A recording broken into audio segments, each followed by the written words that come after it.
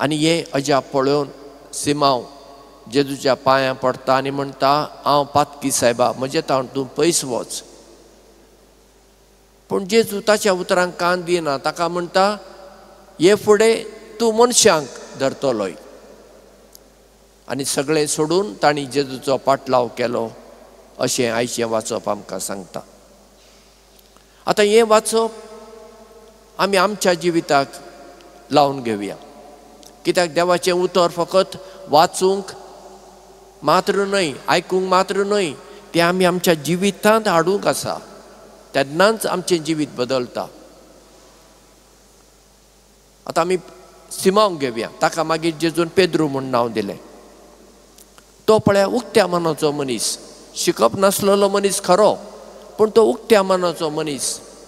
आनी ताचे लागीं तें उक्तें मन, तें खालतें मन आसलें देखून जेजूच्या उतराक ताणें पाळो दिलो आनी तो बदल्लो. पळया, एक सादो खारवी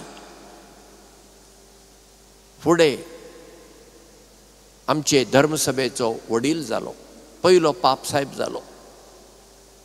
आनी देव अशेंच करता, साद्या मनशांक विंचून काडटा, व्हडल्या व्हडल्यांक न्हय. कित्याक व्हडल्या मनशाक थंय गर्व आसता.